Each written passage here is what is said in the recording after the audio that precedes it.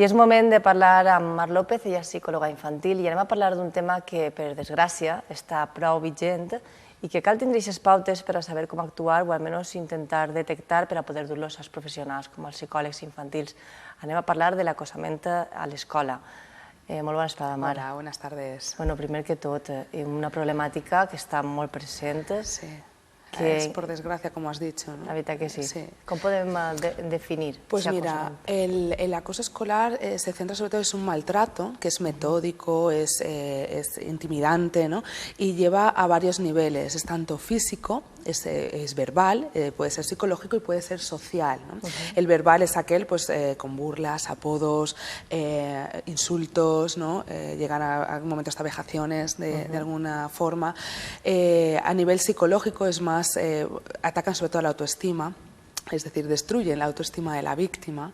El social es aquel que aparta del grupo constantemente, entonces no deja que se relacione a nivel social, por eso siempre pues, son los niños que están más apartados o que no les dejan entrar en un determinado grupo de iguales, ¿no?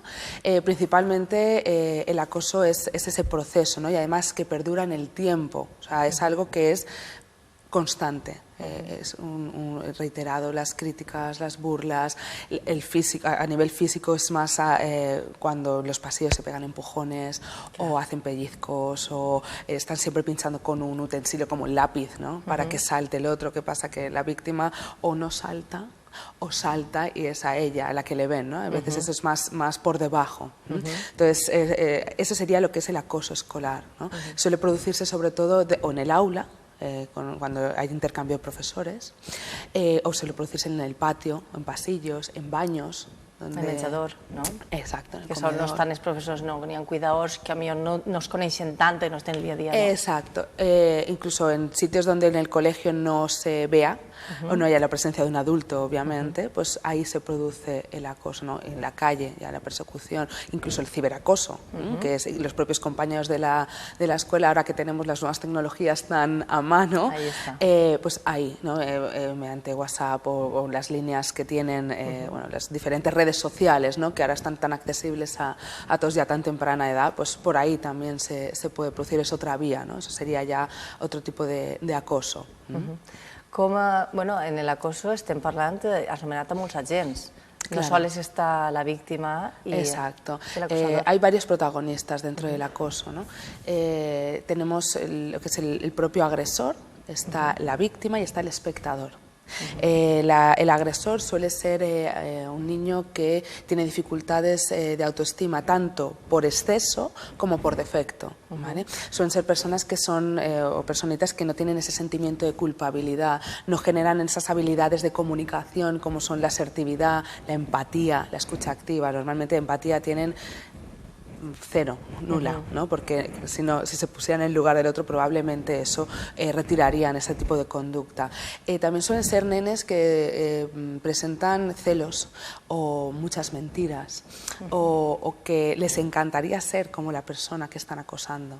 Muchas veces se sienten espejo, ¿no? O reflejo de yo quiero ser como este nene que tiene tantas buenas notas y yo no llego, ¿no?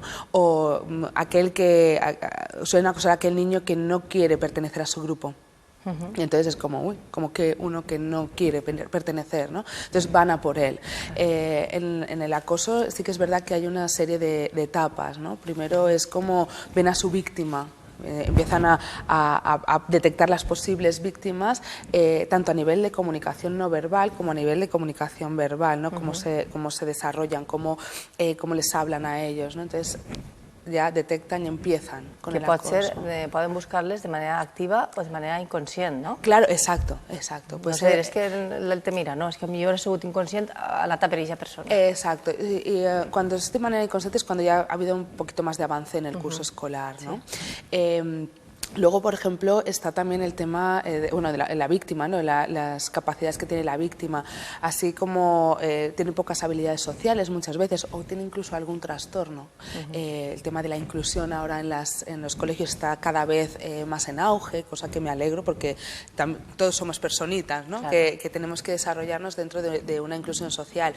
Sin embargo, también son a veces mucho foco. Sobre todo hay un tipo de autismo que es el Asperger, que ahí sí la comunicación verbal que tienen los nenes que tienen Asperger suele ser una comunicación más pedante, entonces como que no casa ni con los adultos ni con los niños de su edad. Entonces son como estas personas raras que tenemos aquí y a veces son el foco del acoso, ¿no?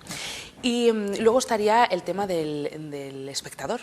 El espectador son los nenes que sí que están presentes y que pueden participar activamente o pasivamente. Pasivamente es cuando están en el aula y a lo mejor simplemente se giran para ver qué está pasando, ¿no? O qué les están diciendo, pero ni ríen, directamente no se involucran por temor a las posibles represalias, ¿vale? Que puedan tener. Y luego está el activo. El espectador activo es aquel que sí que está presente reforzando al grupo, ¿no? O reforzando al acosador en sí. Muchas veces también las partes de acosadores, el acosador propio es el que manda a hacer dijéramos al grupo que le sigue las cosas, no lo hace él es el instigador, por así decirlo, ¿no? Y luego también están aquellos espectadores que son reforzadores, que proponen ideas, aunque no las hagan, y los que son más defensores, que sí que han desarrollado una seguridad en sí mismos bastante alta por el estilo educativo que les han dado, porque ahora diré los dos estilos educativos de víctima y acosador. Los espectadores suelen ser con unos estilos educativos de apego seguro, por tanto no tienen miedo a la hora de decir las cosas porque son bastante asertivos, bastante claros y además su comunicación no verbal también les acompaña, ¿no? A ello. Los otros dos estilos, en el caso del acosador, suelen ser estilos más autoritarios, estilos en los que no suelen dejar hacer mucho, por tanto generan un sentimiento de frustración que liberan, es un estrés que liberan con esta conducta, ¿no? Esta conducta, exacto. Y el estilo estilo educativo en cuanto a las víctimas sería más un estilo más sobreprotector. El problema de las víctimas es que como les hemos sobreprotegido tanto en algún momento de su vida por cualquier situación que les haya acontecido, no desarrollan estrategias. Y sobre todo estrategias de comunicación para esas situaciones, ¿no? Entonces, como no saben, callan, tragan y entonces es cuando se genera el bloqueo emocional, ¿no? Porque de hecho hay un dato que es un poco alarmante, es un 6% de la población infantil ha sufrido algún tipo de acoso, ya no solo sea a nivel de espectador, sino a nivel de víctima o de acosador, ¿no? Un 90% hemos visto todos, yo de hecho también he visto cuando era pequeña en el colegio, yo hoy recuerdo, ¿no? Era una persona que estaba ahí, yo no me metía, ¿no? No era ni espectador, pero sí que es verdad que el 90% hemos vivido una situación de este tipo, ya sea en cualquiera de los protagonistas, ¿no?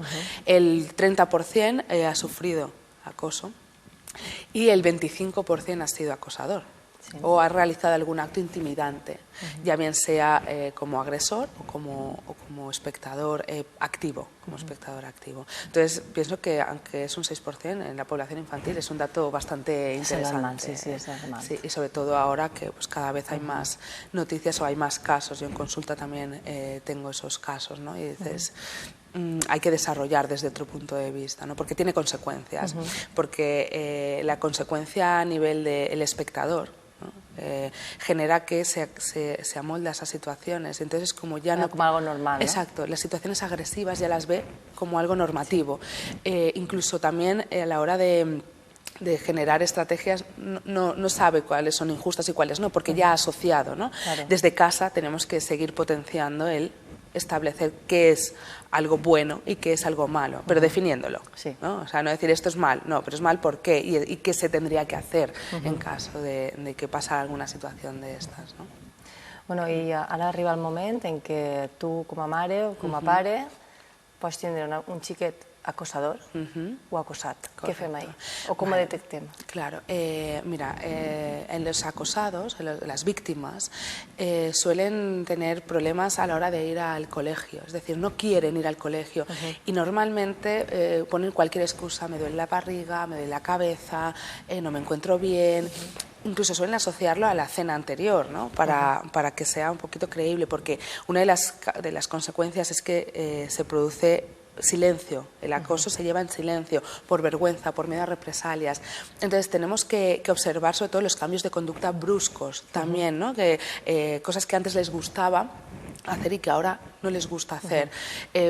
Podemos observar también que hay insomnio, que tienen más pesadillas y terrores nocturnos cuando no corresponde, porque más o menos una pesadilla o un terror nocturno suele empezar 3-4 años y suele acabarse a los 10, 8, 7. Cuando van más allá tenemos que observar, porque no significa que tenga que ser un acoso escolar, ojo, que también esto hay que tenerlo en cuenta, pero sí que es verdad que son signos, exacto, ya son señales, que por lo menos ya que nos salte una alarma y que vayamos a hablar con el colegio y que en el colegio también nos digan algo, ¿no?, que está pasando.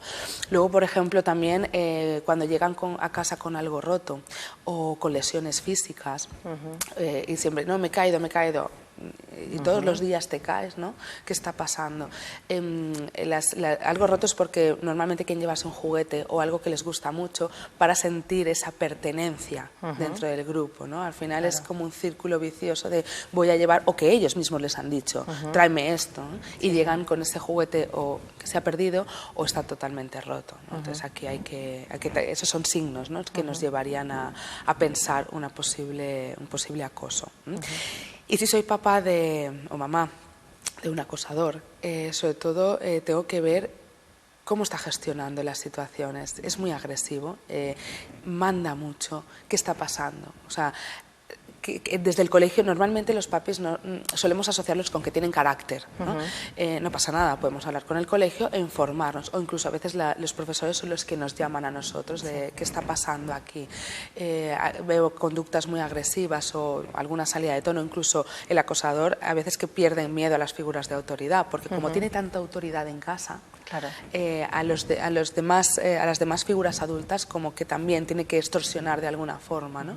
También se han dado casos de acoso a los profes, incluso de acoso de los profes a los propios nenes, O sea que aquí hay un poquito... va todo un entramat. Sí, va un poco de todo. Entonces lo importante es establecer en el colegio también un plan de prevención de acoso, con situaciones reales en las que puedan ellos detectar, ¿no? ¿Qué pueden detectar los profesores? Pueden detectar un insulto, pueden detectar una verbalización más allá.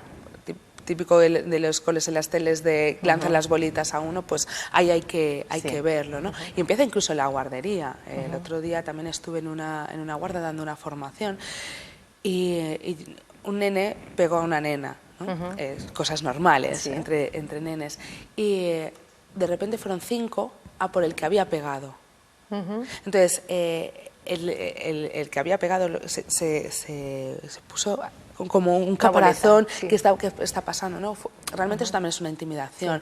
No hay que potenciar la violencia con violencia, ¿vale? Entonces ahí la profe pues gestionó, ¿no? Sacándole de ese cúmulo donde le habían puesto.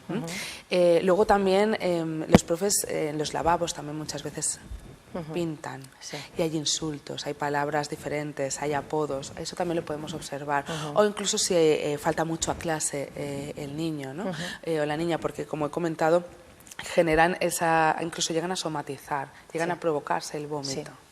¿Vale? Para no ir al colegio, poner una excusa. Buscan muchas estrategias. Llevan pulseras, las nenas, hasta aquí, porque muchas veces han habido intentos, mirar todas esas pautas que los papás pueden ver desde casa, ¿no? Y los profes también lo pueden observar en el aula. O sea, una tasca que cal estar observant moltes voltes el dia a dia, no ens du a anar tan de pressa que simplement els pares ens preocupen de si treure bones notes i seguim, ¿no? Y tal vegada fa falta pararse. Pararse, pensar y hablar con ellos, porque hay que enseñarles, incluso hay que practicar con ellos, si ya han entrado dentro de un círculo de acoso, sobre todo con la víctima, hay que entrar con ellos a establecer asertividad, o sea, comunicación. La asertividad es la capacidad de decir que no, manteniendo los derechos míos y los derechos de la persona que tengo delante, ¿no? Entonces, no hay que decirle, pues, pégale tú también, porque defiéndete de esa forma, no. La violencia genera violencia. Es como cuando yo a un niño le digo no pegues y le doy la mano. Un mensaje un poco incongruente, ¿no? Entonces, mamá, ¿tú por qué me pegas? Pues aquí es lo mismo. Tenemos que procurar ensayar con ellos situaciones. Si vienen, lo primero que tienes que hacer es buscar a un adulto. Si el adulto no te hace caso y ves que tú voy a correr, primero corre, no pasa nada, corre. Si ves que siguen, no les hagas caso, porque eso no es así. Ellos, o sea, eso no es verdad, van directamente a la autoestima. Entonces, eso hay que potenciarse también con ejercicios de autoestima con los niños en casa. Si detectamos una cosa así, diciéndoles siempre una cosa positiva, dándoles abrazos, porque el abrazo también genera a nivel hormonal otra serie de química, ¿no? Y eso potencia mucho. Además, en cuanto tengan cualquier problema, podrán venir a hablar con nosotros, ¿no? Clar. I sobretot, davant de qualsevol dubte, els professionals. Por favor, sí. Sí, porque... No deixar-ho allargar, com a, no són coses de xiquets. No. N'hi ha que consultar. Es preferible consultar una vez que luego tener que llevar un proceso terapéutico, porque para el niño eso también es algo diferente y entonces ellos no lo perciben como algo normal. Sí que facilita muchísimo la ayuda porque llegan a tener problemas de conducta. Una de las consecuencias al acosado es problemas de conducta, depresión infantil. La depresión infantil es muy, muy difícil porque como se bloquean tanto a nivel emocional, no sale tan fácilmente, ¿no? Ansiedad social, miedo a estar con determinadas personas, fobia incluso a mantener relaciones y problemas de conducta, eso está claro. El acosador también tiene lo suyo, es decir, su problema será dificultad a la hora de establecer relaciones positivas futuras y luego pues una secuela también importante, ¿no? Pues, Mar, moltíssimes gràcies per haver-nos comentat aquestes pinzellades i això és obrir els ulls als pares, que sempre està bé, pares, professors, abuelos, o sigui, tots els que estiguin en l'entorn. Tots els cuidadores que estén con el niño. Que potser a un pare o a una mare no se li obri, però potser a una cosineta sí que li conta alguna cosa, no? Exacto. Hi ha que anar detectant. Exacto, exacto. Pues moltíssimes gràcies per estar amb nosaltres. A vosaltres, gràcies. Esperem veure't un altre dia. Seguro. Gràcies, Mar. Bueno, ja vostès anem a fer una xicoteta pausa i tornem de seguida.